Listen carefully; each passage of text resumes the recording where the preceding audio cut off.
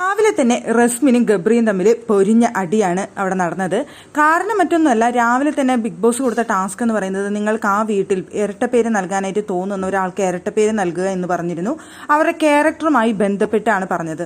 അതിന് റസ്മിൻ അവിടെ ഗബ്രിക്ക് കൊടുത്ത പേര് എന്ന് പറയുന്നത് കള്ളൻ ഗബ്രി എന്നായിരുന്നു. ഗബ്രിയെ പല സമയത്ത് പല സ്വഭാവമായിട്ട് തോന്നുന്നത് ഒരു കള്ളനായിട്ട് എനിക്ക് ഫീൽ ചെയ്യുന്നുണ്ട്, അതുകൊണ്ട് കള്ളൻ ഗബ്രി എന്നാണ് പേര് കൊടുത്തത്. അപ്പോൾ തന്നെ അവിടെ റസ്മിൻ പറയുന്നുണ്ടായിരുന്നു, ഇതിനെ എനിക്ക് കിട്ടുമെന്ന് എനിക്ക് അറിയാമെന്ന് പറഞ്ഞിരുന്നു. പക്ഷേ ഇവിടെ സംഭവം ഉണ്ടായത് അതല്ല. രാവിലെ തന്നെ അവിടെ സ്റ്റോർ റൂമിൽ ബെല്ലടിച്ച സമയത്ത് നെക്സ്റ്റ് ടീം മൊത്തത്തിൽ സ്റ്റോർ റൂമിലേക്ക് ഓടിയ സമയത്ത് അവിടെ ഗബ്രി മാത്രമാണ് സ്റ്റോർ റൂമിലേക്ക് ജസ്റ്റ് ഒന്ന് കയറിയത്. ബാക്കിയുള്ളവരെല്ലാവരും പുറത്തേ നിന്നുള്ളൂ. അവർ സാധനങ്ങൾ വന്നിട്ടുണ്ട് എന്ന് വിചാരിച്ചിട്ട് എടുക്കാനാണ് ഓടിയത്. അവർക്ക് ലക്ഷറി ബഡ്ജറ്റ് ടാസ്കിന്റെ സാധനങ്ങൾ വന്നിട്ടുണ്ട് എന്ന് വിചാരിച്ചിട്ടാണ് ആ നെക്സ്റ്റ് ടീം മൊത്തത്തിൽ ഓടിയത്.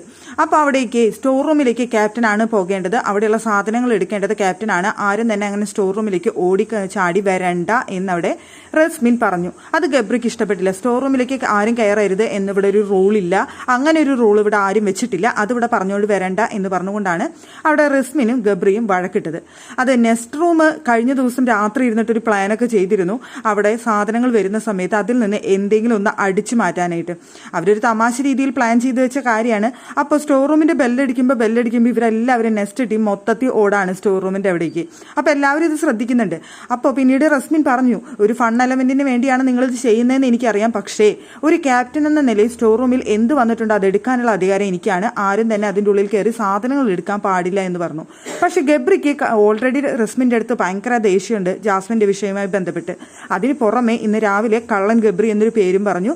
ഇപ്പോൾ സ്റ്റോർ റൂമിൽ കയറരുത് എന്നൊരു വാണിങ്ങും. ഇതും കൂടി കേട്ടപ്പോൾ പിന്നെ ഗബ്രിക്ക് അങ്ങ് വെച്ചുകൊണ്ടിരിക്കാൻ പറ്റിയില്ല. ഗബ്രി ഭയങ്കരമായിട്ട് ചൂടാവുകയും റസ്മിന്റെ അടുത്ത് ചൂടാവുകയും ദേഷ്യപ്പെടുകയും വഴക്കിടുകയും ഒക്കെ ചെയ്യുന്നുണ്ടായിരുന്നു.